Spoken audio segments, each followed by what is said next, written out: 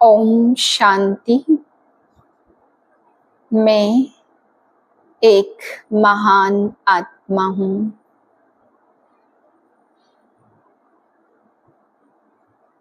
सर्व गुणों से, पवित्रताओं से भरपूर, शुद्ध पवित्र महान आत्मा हूँ। आज बाबा हम बच्चों को समझाते, बच्चे सतयुग में काल को और रावण को और शिव बाबा को आने का हुक्म नहीं है। बाबा कहते काल को तो हुक्म है ही नहीं वहां आने का, बाकी रावण भी वहां नहीं आता तो शिव बाबा भी वहां नहीं आते हैं। फिर बाबा समझा रहे, इस पुरानी दुनिया से तुम्हारा लंगर उठ गया है, इसलिए तुम्हें अपनी बुद्धि को पवित्र बनाना है। इस पार से अब उस पार जाना है, यह सदैव स्मृति रहे।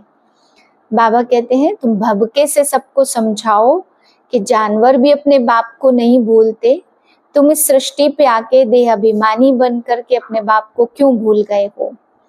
बाबा कहते कोई बड़े आदमी हो या किसी भी प्रकार के हो, बड़े भबके से निर्भयता से बाप का परिचय देना है, क्योंकि संसार में सभी ही अपने बाप को भूल गए हैं। फिर बाबा समझा रहे, व्यर्थ से बिल्कुल इनोसेंट बनने वाला ही सेंट अर्थात महात्मा कहलाता है। तो बाबा कहते महानता इसी में है जिसके अंदर कोई भी व्यर्थ या कोई भी नेगेटिव भाव का कोई भी इच्छा, कोई विद्या भी ना हो, कोई नॉलेज भी ना हो, तभी उसको कहेंगे महात्मा। 11/10/2024 के महावाक्य हैं। मीठे बच्चे, बाप की याद के साथ साथ ज्ञान धन से संपन्न बनो। बुद्धि में सारा ज्ञान घूमता रहे, तब अपार खुशी रहेगी। सृष्टि चक्र के ज्ञान से तुम चक्रवर्ती राजा बनेंगे। प्रश्न है, किन बच्चों मनुष्यों की प्रीत बाप से नहीं हो सकती है। उत्तर है, जो रौरव नरक में रहने वाले विकारों से प्रीत करते हैं, ऐसे मनुष्यों की प्रीत बाप से नहीं हो सकती। तुम बच्चों ने बाप को पहचाना है, इसलिए तुम्हारी बाप से प्रीत है। दूसरा प्रश्न है, किसे सतयुग में आने का हुक्म ही नहीं है। उत्तर है, बाप को भी सतयुग में आना नहीं है तो वहां काल भी नहीं आ सकता। जैसे रावण को सतयुग में आने का हुक्म नहीं है, ऐसे बाबा कहते बच्चे मुझे भी सतयुग में आने का हुक्म नहीं है। बाबा तो तुम्हें सुख धाम का लायक बनाकर घर चले जाते, उन्हें भी लिमिट मिली हुई है। ओम शांति। रूहानी बाप बैठ रूहानी बच्चों को समझाते हैं।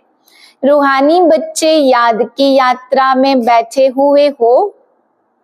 अंदर में यह ज्ञान है ना कि हम आत्माएं यात्रा पर हैं। यात्रा अक्षर तो जरूर दिल में आना चाहिए। जैसे वह यात्रा करते हैं हरिद्वार अमरनाथ जाने की, यात्रा पूरी की फिर वापस लौट आते हैं। यहाँ भी तुम बच्चों की बुद्धि में है, हम जाते हैं अपने घर शांति धाम। बाप ने आकर हमारा हाथ पकड़ा है, हाथ पकड़कर पार ले जाना होता है ना। कहते भी है हाथ पकड़ लो, क्योंकि विषय सागर में पड़े हैं। अब तुम शिव बाबा को याद करो और घर को याद करो। अंदर में यह आना चाहिए कि हम जा रहे हैं, इसमें मुख से कुछ भी बोलना नहीं है। सिर्फ अंदर में याद रहे बाबा आया हुआ है लेने के लिए। याद की यात्रा पर भी जरूर रहना है। इस याद की यात्रा से ही तुम्हारे पाप कटने हैं, तब ही फिर उस मंजिल पर पहुंचेंगे। कितना क्लियर बाप समझाते, जैसे छोटे बच्चों को पढ़ाया जाता। सदैव बुद्धि में हो कि हम बाबा को याद करते जा रहे हैं। बाप का काम ही है पावन बनाकर पावन दुनिया में ले जाना। बच्चों को ले जाते आत्मा को यात्रा करनी है। हम आत्माओं को बाप को याद कर घर जाना है। घर पहुंचेंगे फिर बाप का काम पूरा हुआ। बाप आते ही है पतित से पावन बनाकर घर ले जाने। यहाँ तो पढ़ाई पढ़ते भल घूमो फिरो, कोई भी काम काज करो, बुद्धि में यह याद रहे। योग अक्षर में यात्रा सिद्ध नहीं होती। योग सन्यासियों का है, वह तो सब है मनुष्यों की मत। आधा कल्प तुम मनुष्य मत पर चले हो, आधा कल्प तुम दैवी मत पर चले थे। अभी तुमको मिलती है ईश्वरीय मत। योग अक्षर नहीं कहो, याद की यात्रा कहो। आत्मा को यह यात्रा करनी है, वह होती जिस्मानी यात्रा शरीर के साथ। इसमें तो शरीर का कोई काम ही नहीं है। आत्मा जानती हम आत्माओं का वह स्वीट घर है। बाप हमको शिक्षा दे रहे हैं जिससे हम पावन बन जाएंगे। याद करते करते तमो प्रधान से सतो प्रधान बनना है। यह है यात्रा। हम बाप की याद में बैठे हैं क्योंकि बाबा के पास ही घर जाना है। बाप आते ही हैं पावन बनाने, सो तो पावन दुनिया में जाना ही है। बाप पावन बनाते तो फिर नंबरवार पुरुषार्थ अनुसार पावन दुनिया में चले जाएंगे।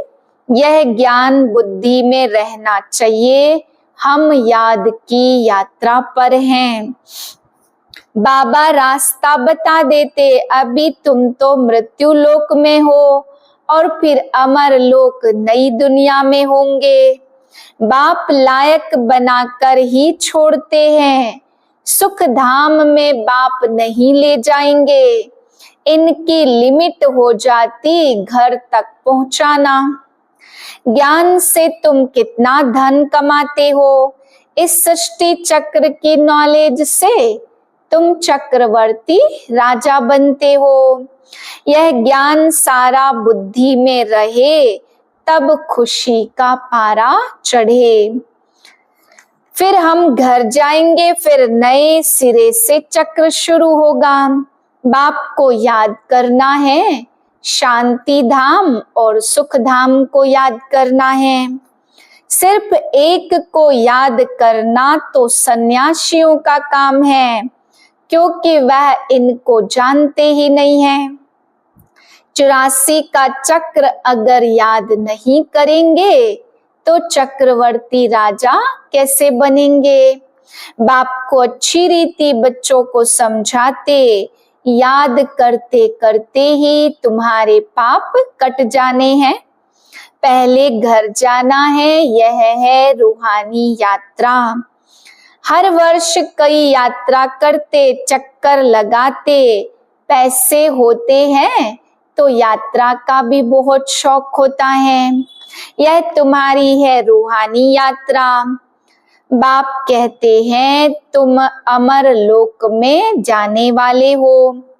वहां काल होता नहीं जो किसको ले जाए। काल को हुक्म ही नहीं है नई दुनिया में आने का। रावण की तो पुरानी दुनिया है ना, तुम बुलाते भी यहाँ हो।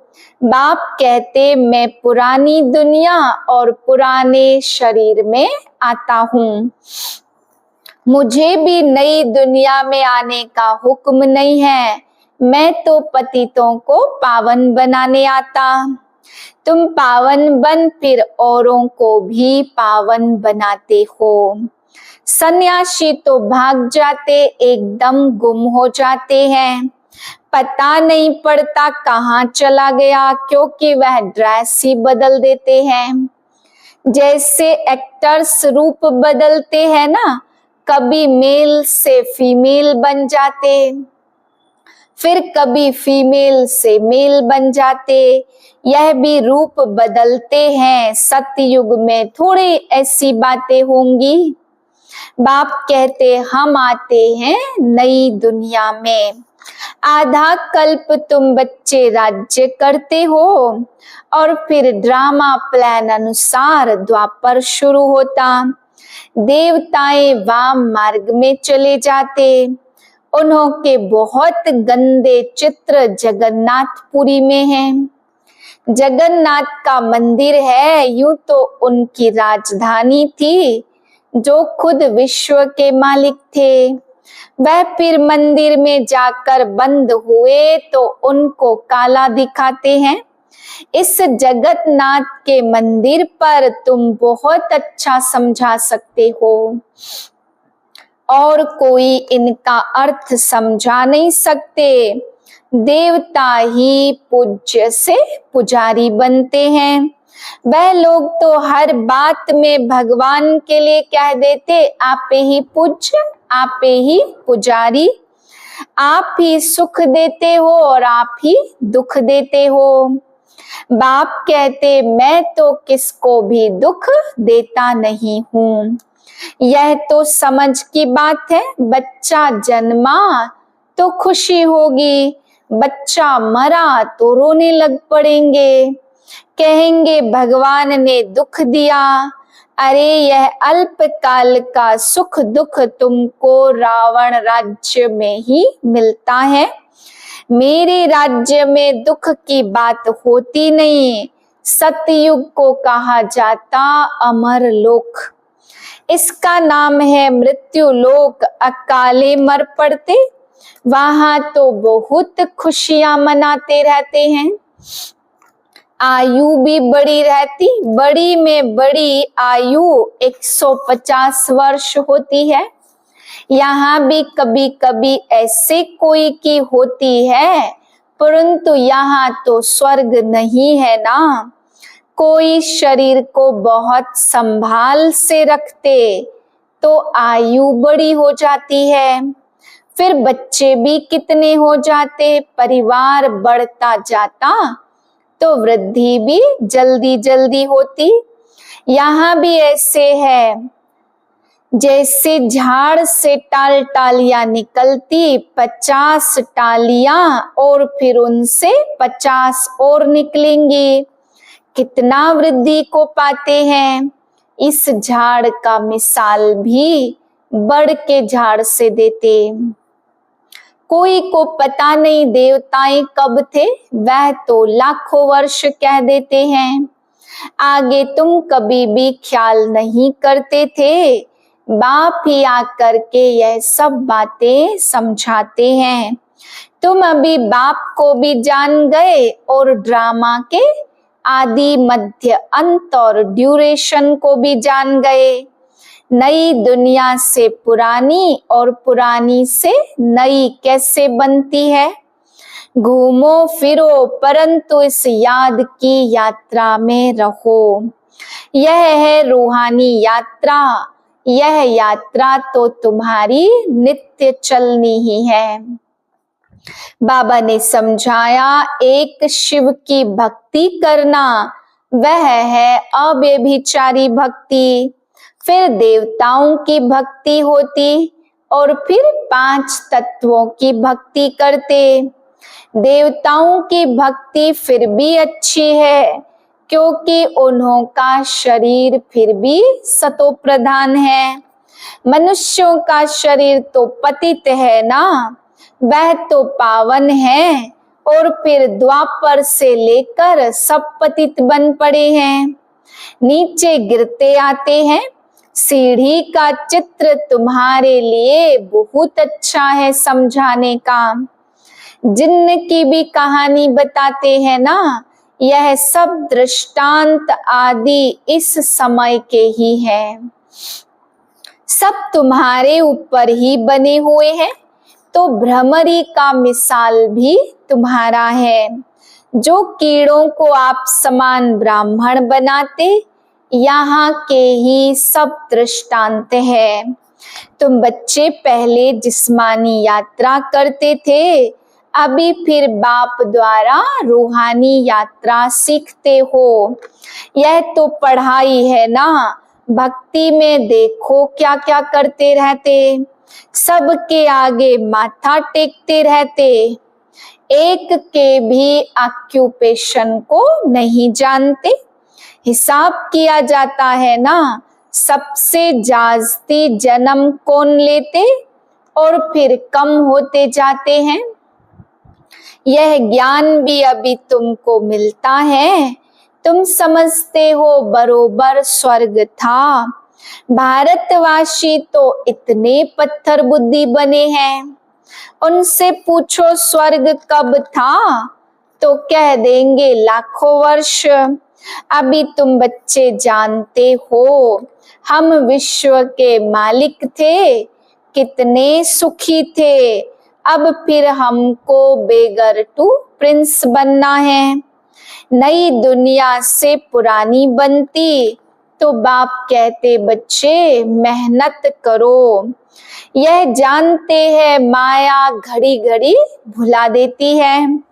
यह समझाते बुद्धि में सदैव याद रखो कि हम जा रहे हैं। हमारा इस पुरानी दुनिया से लंगर उठा हुआ है, नैया उस पार जानी है। गाते हैं ना नैया मेरी पार लगाओ। बच्चे बालिग होते तो बाप का वर्षा बुद्धि में रहता। कब नैया पार जानी है यह तो किसी को भी पता नहीं है। बाप कहते पवित्र जरूर बनना है, पवित्रता के कारण ही झगड़े होते हैं। वह तो बिल्कुल रौ नर्क में पड़े हैं और ही जास्ती विकारों में गिरने लग पड़े हैं, इसलिए बाप से प्रीत रख नहीं सकते। विनाश काले विपरीत बुद्धि है ना, बाप आते ही है प्रीत बुद्धि बनाने। बहुत है जिनकी रिंचक भी प्रीत नहीं है, कभी बाप को याद नहीं करते, शिव बाबा को जानते ही नहीं है, मानते ही नहीं है। माया का पूरा ग्रहण लगा है, याद की यात्रा बिल्कुल नहीं है। मेहनत तो बाप कराते क्योंकि सूर्यवंशी चंद्रवंशी राजधानी यहाँ ही स्थापन हो रही है। सतयुग त्रेता में कोई धर्म स्थापन होते नहीं। बाप कहते कल्प कल्प कल्प के संगम युगे मैं आता हूँ। उन्होंने फिर युगे युगे अक्षर लिख दिया। अरे बाप को तो जानवर भी नहीं भूलते हैं, तुम क्यों भूलते हो? अपने को आत्मा नहीं समझते, देह अभिमानी बनने से ही तुम बाप को भूलते हो। अब जैसे बाप समझाते वैसे तुम बच्चों की भी आदत होनी चाहिए, भबके से बात करनी चाहिए। ऐसे नहीं बड़े आदमी के आगे तुम फंक हो जाओ। तुम कुमारियां ही बड़े बड़े विद्वान पंडितों के आगे जाती हो तो तुम्हें निडर होकर समझाना है। अच्छा मीठे मीठे सिकिलदे बच्चों प्रति माता पिता बाप दादा का याद प्यार गुड मॉर्निंग। रूहानी बाप की रूहानी बच्चों को नमस्ते। हम रूहानी बच्चों के रूहानी बाप को नमस्ते। धारणा के लिए पहली पॉइंट, बुद्धि में सदैव यह याद रहे हम जा रहे हैं, हमारी इस नैया का लंगर इस पुरानी दुनिया से उठ चुका है। हम हैं रूहानी यात्रा पर, यात्रा करनी भी और करानी भी है। दूसरी पॉइंट, किसी भी बड़े आदमी के सामने निर्भयता भबके से बात करनी है, फंक नहीं होना, आत्माभिमानी बनकर समझाने की आदत डालनी है। वरदान है व्यर्थ व माया से इनोसेंट बन, दिव्यता का अनुभव कराने वाले महान आत्मा भाव। महान आत्मा अर्थात सेंट उसे कहेंगे जो व्यर्थ या माया से इनोसेंट हो, जैसे देवताएं इससे इनोसेंट थे, ऐसे अपने वो संस्कार इमर्ज करो, व्यर्थ के अविद्या स्वरूप बनो, क्योंकि यह व्यर्थ का जोश कई बार सत्यता का होश, यथार्थता का होश समाप्त कर देता।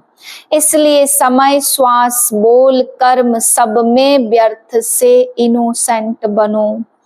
जब व्यर्थ की अविद्या होगी तो दिव्यता स्वतः अनुभव होगी और अनुभव कराएगी। स्लोगन है, फर्स्ट डिवीजन में आना है तो ब्रह्मा बाप के कदम पर कदम रखो। ओम शांति।